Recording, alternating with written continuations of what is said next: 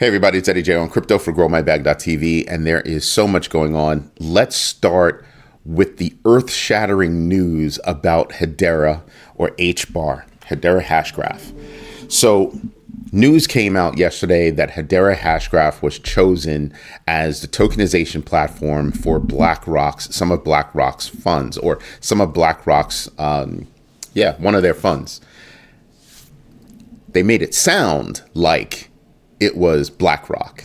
It was not BlackRock. It was the company called Archax, which is a UK-based centralized exchange. Now, they made the decision to take some of their assets and tokenize those assets. Those assets happen to be BlackRock product. So when I say indirect, I mean it's sort of like saying, I own a car and you let me use, or I let you use my car to promote something. Well, it's not the car company that you have the deal with. It's me. See what I mean? How indirect that is? It's not even indirect.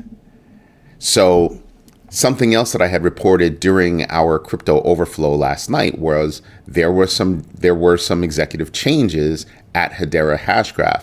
And now that I'm putting two and two together, I'm wondering if a reason why the communications guy, left the company is because of this snap. Like they knew something was wrong. And it sounds like they didn't know how to handle it. So heads rolled. That's what it looks like to me. That's what it looks like to me. Because you had a number, there was actually a post, and a number of people had come in and left, and so it's very interesting to me. So I think it happened. People knew about it, found out, and people got in trouble for it. And I'm sitting here and I'm saying to myself, so tons of people had FOMO'd in, driving the price up. At one point, it was up 100%. I didn't catch that. I was like, I don't care. I've been holding it for all this time. I'm just going to let it rock. Then I rolled over in the middle of the night and caught an article because, I couldn't go back to sleep real quick. So I roll over and I look at my phone. And they get the story from, off a CoinDesk, and I'm like, So what do? I do what any smart person would do. I dumped HBAR. I dumped it with a quickness. So I realized a lot of profit, and because right now HBAR was, like I said, it had reached 100% up, and then it started falling precipitously. Once news started hitting. And remember, Asian markets open first, or Asian markets wake up first. They're ahead of us. So is Europe. They're ahead of us. Or Asian markets are ahead of us. Europe is not. Sorry about that. Oh, no. Yes, they are. My bad. So it was a long night. I've been up since like 2:30. I didn't sleep well after this. And then, because you get up, you use the bathroom, you go back to bed, you go back to sleep, and you wake up. You roll over, you're kind of half awake, you say, skip it, might as well do some work, pick up the phone, start looking at stuff. And so I jumped out of bed, grabbed my wallet, came down to my office, and started hacking away, started figuring out how much money could I make. So I didn't actually flip it. I didn't cash out. I flipped it to another coin. For all those in the United States, you should pay attention to that, because I believe that is still a taxable transaction. So you should look into that if that's something that you did or are going to do. So I flipped it into another coin. That other coin happened to be Solana, because I think Solana has a lot of upside. I had a couple of shekels over here, so flipped them over, and now I'm a happy camper. But that news did carry enough truth, right? It carried enough truth to convince everybody. But it just wasn't fully true. So I'm waiting to see how BlackRock handles it. I'm waiting to see if BlackRock says anything. I'm waiting to see if Hedera actually comes out and admits to, hey, this was a faux pas. I'm waiting to see. Because I don't know for sure if it was a faux pas on Hedera Hashgraph's team side, or if somebody heard something and then associated it and then ran with it. I think the first place that reported it might have been Crypto Journal. I have to look to see who had the article first. But it's things like this. Now you know why I do research so much, why I'm in the news so dang much. It's because you can see something, you can see it from a reputable source, you can see, and it wasn't like, one news article dropped somewhere off in a corner and nobody said anything. This was covered like all over the place. All over the place. But this is why you do your research, because something like this immediately turns around, causes a situation. Here's a micro event specific to, one project. And you've got to act. You've got to be ready to act. So one of the things that I want you guys to understand is no matter what wallet you're using, sure, you put stuff into the wallet. Do you know how to get it out? Do you know how to sell it? Do you know how to ditch it? Right? So I knew I wanted to swap. I wasn't going to sell. I knew I wanted to swap. So I had it on, a hardware wallet. And I was like, oh, okay, I'm going to use Chain Jelly, which is you shoot your funds over to Chain Jelly, you attach your memo ID to it so they can track that particular transaction. Now that you have that memo ID, right? They have that memo ID, they see the money coming in, or they see the asset come in, and they go, oh, we know what this transaction is supposed to be. We have a fixed rate, boom. And then they send it back to the wallet that you want to receive whatever asset that it was that you wanted to swap for. Done. That's the transaction. The one key thing that you have to pay attention to is they give you a very specific, it's an ID, right? That's given to you, and you take that ID and you put it in, and that's how they track the transaction. Because as you can imagine, they have a ton of money coming in, a ton of money going out, and that's how they earmark everything. They say, "Hey, here's your it's not a transaction ID. It is it's a memo ID, right? They say take this specific memo and put it in the memo field over there, and that way, when it comes in, when we receive that transaction, we'll see that memo, because a memo for most transactions is optional, but you want to put in the memo. You put in the memo. That's how they tag it, and then you get your money back, or you get your exchange going on. So I did that. So I was able to realize some good coin, some really good coin. Will I go back into HBAR? I will tell you this. I don't know if I'm going to get back involved with HBAR. I don't know that I'm going to add to the bag, and here's why. I need to know whether or not that transaction was due to, or that news was due to a faux pas on Hashgraph's side, right, on Hedera's side, or if it was an overzealous reporter, and that's why it happened. Once I understand why that happened, then I'll make a decision. But another reason why I'm, kind of hesitant is because Hedera hasn't done jack in a long time. I mean, in a long time. I will say this, though. Sending my money via HBAR was dumb fast. I'm talking seconds. And the fee was dumb low. And it wasn't like I was moving millions of dollars or anything like that. But the fee was low. By anybody's standards, the fee was like crazy low. So the speed and everything else, you're sitting there and you're kind of going, damn, that's some seriousness right there. So there are reasons why I would want to get back involved. There are reasons why I don't.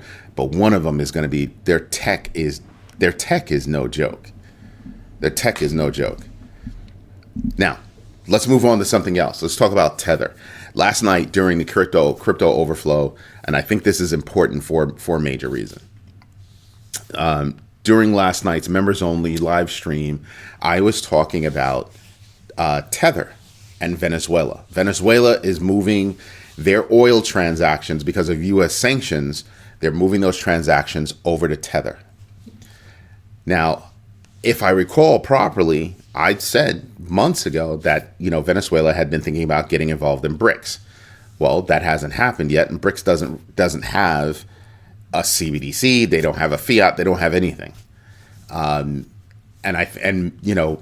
What you're gonna do it with Chinese yen or whatever that, or not? I'm sorry, Chinese yuan. Yen is Japanese. Sorry, and it's like they didn't. It's almost as if they didn't have any place to go, but they wanted to have something that was linked to the dollar, even though they couldn't use the dollar. Okay. There are new stable coins that they could have chosen, that are pegged to the Japanese yen or whatever it was. And I'm just sitting back and I'm going, oh, so you have a partner that is willing to buy your oil, and you came to a conclusion that it's going to be Tether. Okay, great. Here's the thing, though. Tether came out and said, oh, yeah, we're kind of in trouble in the U.S., so whatever we can do to kind of ease that tension, that's what we're going to do. And they came out real fast and they were like, yeah, nah, we're going to freeze whatever wallets are tied to any Venezuelan transactions that violate sanctions. Done. That's a very big deal. That's a very big deal because it shows how a government, even though it's not playing nice with a particular crypto, that crypto is still trying to play nice with a given government. And it also shows that, the fear of CBDCs and everything else. Well, listen, if you've got a wallet, somebody can control that wallet, no matter who you think it is, whatever it is, how decentralized it is, all that good stuff. They can blacklist the wallet. And that's what Tether's saying. We're going to blacklist the wallet. Because what you'd have to do, if you really stop and you think about this is what made Tornado Cash such a big deal, is that, okay, great, we know you're going to kill this wallet, but before you kill this wallet, we're going to take everything from this wallet and throw it into this mixer, and this mixer is going to jumble everything up and disperse it randomly to whatever wallets, was predetermined. That's what made Tornado Cash so popular. And there are other mixers that do the same thing. Just Tornado Cash is, the most widely leveraged and the most well known. That said, I'm sitting back and I'm looking at that whole thing, and I'm kind of like, damn, that's no joke. That's a very big deal. So now that I'm thinking about this, I'm sitting back and I'm kind of like, wow. Somebody, if you have a CBDC, the government can shut down your wallet addresses. How fast can these transactions happen is the question. How fast can you move your funds into a mixer? Because once the mixer has it, can't do anything about it. So they would have to say, well, we know these addresses are tied to, we're just going to lock them up arbitrarily right now. But then what's the get around for that? Well, I'll just, instead of using known addresses, I'll get brand new addresses, many of them. So we diminish the risk, right? And we'll flip that way. Anyway, there are ways. The same way you can stop wallets is the same way that, if I move fast enough, you're not going to be able to affect the wallet, and I can initiate the transaction in certain ways. Here's the other way that this can affect you. If you're holding Tether, right? You're holding Tether, and this would affect, if you're holding an asset, this would affect both sides. Because Venezuela would be receiving, but somebody's got to be sending. So whoever's sending, well, your wallet's going to be affected too. So do you move things from your main wallets and then do it that way? Or do you, one of the things that you could do is say, well, we'll do an OTC with no broker. We'll do it direct. We'll give you the hash keys, or we'll give you the private keys, and you give us the oil. Done. We can verify and we can see everything. You could do it like that. It doesn't actually have to be a blockchain based transaction. So there are ways that you can get around things the same way that there are ways that you can stop things. but we need to pay attention to everything that happens in that regard. So I thought that was big news, and I thought I'd bring it to you guys today. Again, we have very in-depth conversations, during the live streams at night. Anyway, what else is going on? You've got Germany's central bank working with MIT, right? Massachusetts Institute of Technology, to do research into the digital euro, CBDC. Looking at privacy, looking at payment systems, just a deep dive into how could it work, what would it take, right? All that stuff. I've been saying for a while that there's a report out there that says 98% of the countries out there are looking into doing a CBDC. And some people might think, oh, you could just do it real fast. If you can create these meme coins, you can create these tokens, you can create these assets, blah, blah, blah. It's got to be real. It's not the way it works. You're talking about a country's fiat, and there's a lot that goes into making that digital. And a lot of people are saying, well, I don't carry a lot of cash. I carry a plastic card. So what's the big deal about a CBDC? So that means that there's also an educational piece about why a CBDC would be better and all this other good stuff. So there's a lot that goes into creating a CBDC. It's not just, flip a switch and that's it. It doesn't work like that. If you're in the United States, you recall back in the 70s that you had people trying to switch from switch over to the metric system. Yeah, that didn't happen, did it? So half the country is using, the metric system. You buy a liter bottle of soda or whatever it is, but you still buy a gallon of milk.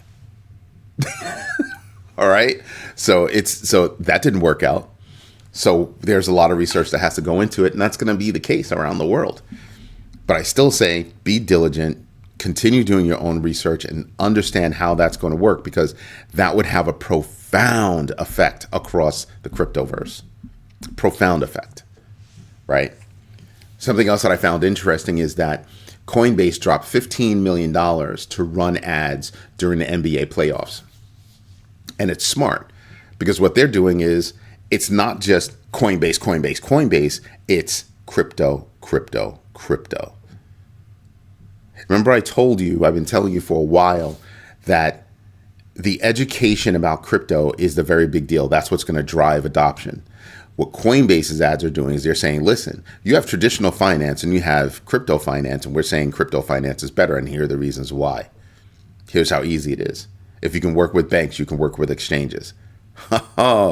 Remember, I keep telling you guys, there's a very big deal about, what the definition of a bank is anymore. What is a bank? What does a bank do for me now?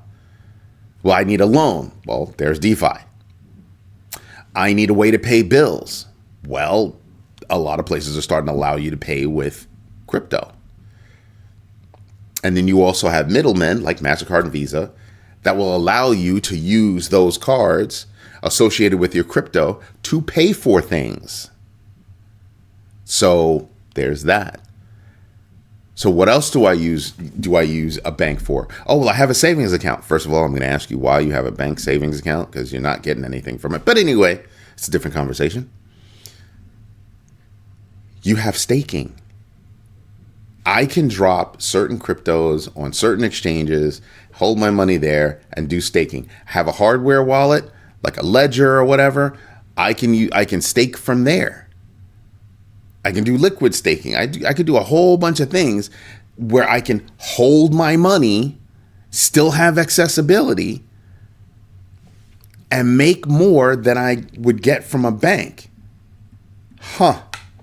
Alrighty. So what does a bank do for me? Oh, well, the bank does, investment services. So do investment banks. Am I going to go to a traditional bank, or am I going to go to, an investment bank? Those are big questions. Those are very big questions. And we've got to pay attention to those things so that we understand how money works and how money moves, how money operates, what it can and cannot do in certain situations. So yeah, the big question is still going to be, what is the new definition of a bank? At first, fintech came along. Well, what's fintech and blah, blah, blah, and blah. Now we know what fintech is. Fintech allows me to pay bills. Fintech allows me to pay bills. Some fintechs, right? Like PayPal, they allow me to pay for things. So I don't have to give away my credit card information. What is a bank? What is a bank services? That's starting to change because I can go to an investment firm if I want to make investments. I don't necessarily require a regular bank. Something to contemplate as you move forward, as you continue doing your research, as you continue doing your own research. What else is there? The DOJ, and I'll end it with this, the DOJ has decided that they want CZ, Changpeng Zhao, to be in jail for 3 years. He's a billionaire. We're going to put him in jail for 3 years. For what? You say he did something, he should go to jail. Okay, cool. I don't remember there being a court case. So right now they're just accusations, but now you just go to jail for 3 years. Now, would he stay for the full 3 years? Doubtful. Good behavior. And then he's out. Then you have the SEC losing 2 attorneys because of abuse of power by the SEC. How long ago, just how many times does the SEC have to get slapped on the wrist before somebody says, we need to fix the SEC? They've truly gone off the guardrails. They're out operating just willy-nilly and embarrassing themselves. Embarrassing, the SEC used to be, highly thought of. Now it's, a mess. I mean, I'm hoping that, we get new blood in there. They fix the agency, and the agency actually looks to protect us, because things like going after CZ, the mess over the mess over debt box, the frivolous lawsuit that they lost against Brad Garlinghouse. They're still fighting the fight with Ripple. They want $2 billion. Ripple says 10 million. I mean, so 2 billion to 10 million. I mean, so I'm just sitting here and looking at it all, and I'm just going, yeah, there's going to be an overhaul at some point. But all of these implications point to regulatory scrutiny, collaboration between different entities to actually create CBDCs, legislation around the world. I mean, who is it? Crypto.com is having issues in South Korea. They're having issues in South Korea. That's why they haven't launched their rollout, which is why I keep saying, pay attention to the news that's out there, because there are companies there are ways that you're going to invest your money, whether it be directly in crypto or crypto related stocks. So I want you to be in the know about it all. Anyway, you know what we should do? We should yell at Eddie for not having his watermark on, and then we should actually check out the numbers. That's what we should do. So let's do that. So let's refresh this, because I haven't refreshed in like 15 minutes. And there you go. So you've got Hedera up 47%. Bonk. What? Oh, Bonk is up 34%. Geo Bowden. I brought it up the other day, and it's because the other day it was at 400 and change, millions. And now it's over $500 million. Geo Bowden. There's another one for the other guy that doesn't add up as well as Geo Bowden. It's just funny how I'm wondering, I'm probably going to, do a little chart that says, what's everybody saying? Because it's almost like you're voting with your money, right? So I'm going to pay attention to that for a little bit, just as a private thing. Then you've got new pups. It's up 22%. Oh, there's the other one that I was talking about. It's up 20%. So compare that to 31, 20, just saying. It's a little race, a little competition right there. Dog with Hat is up 19%. Algorand up 19%. Wow. Everybody should be dumbfounded by that move. Everybody should be dumbfounded. Pepe is up 16%, although it was up higher and it came down a bit. Now I'm looking at Algorand. Look at how far Algorand is off, its all-time highs. 94% off its all-time high. And today it's up 20%. Wow. Book of memes. So a lot of memes are just going nuts, going insane. As I look down the list, they're just going, literally just going nuts. Wow. Meme coin, Mina Pro, yeah. XDC. I suspected XDC would go up based on the Hedera news because they're both going at it from different directions, but they're both newer technologies trying to go after institutions. So I did expect it to go up. I am not holding any XDC. I just watch it because I'm interested. But right now, Floki is up 16%. Woohoo! Yeah, I have a bag of Floki. Who's down? Remember my 5% rule, so I stopped right about here. There's nobody down that I'm actually paying attention to. No biggie. It happens. Let's see. Fear and Greed Index is at 72. I thought it would be higher by now. I really thought it would be higher. Wow, that's interesting. Not up as much as I want it to be, but total value locked at 118,468. Billion. That's in terms of billions. And I just, like I keep telling you guys, I want you to see not just that, this number is up or down, but I also want you to see, well, what are we, like, where is that money? How is that money being moved? That's what I want you to pay attention to, right? So what else is going on? If you're looking at Bitcoin is well above my blue band right here at 66,417. Good numbers. Good numbers. But if you look right here, if you look right there and right here, even if you said down to here, that's a very tight space. That's mad tight, just market's just coiled up. I think the market's coiled up. It's consolidated in this space and it's ready to shoot. It's ready to shoot. Now, when it shoots, don't know, but it's ready to shoot. And in what direction? I'm hoping it's up. I'm just saying. Looking at the big board, you can see who's up big time, who's not up big time. HBAR is still up. The transaction actually still happened. Tokenization did happen. It's just that there was no association between Hedera Hashgraph and BlackRock directly. Somebody had some BlackRock to tokenize, and that's what they did, right? That's what Arcash or Archax did, right? Other than that, yeah, I don't know. Toncoin is still under $6. I'm still thinking Toncoin could be a good thing. Right, Toncoin could be a good thing to get into. If I'm looking across the board, I'm looking to see who's doing what. Let me get all the way back up to the top. Here's Bitcoin up 57%. Ethereum only up 43%. Ethereum's poised for major moves. They've had some major news come out, so I'm waiting for it to actually hit and take off. BNB, people are sleeping on BNB, but it's up 96%. For year to date, and it's green across the board. Again, something to pay attention to. This is why I look at those intervals to see what the rhythm is, right? What the rhythm is over time. And if I can figure out the rhythm over time, it gives me a better chance, or makes me feel like I'm decreasing my risk because I understand the rhythm, what I can do, what I can't do, and I can move forward.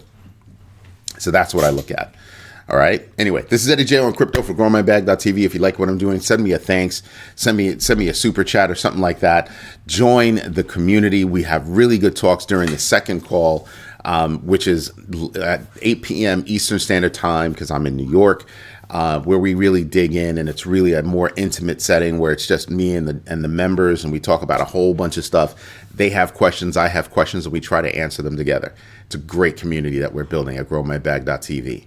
Anyway, I hope you have a good one. Bye-bye.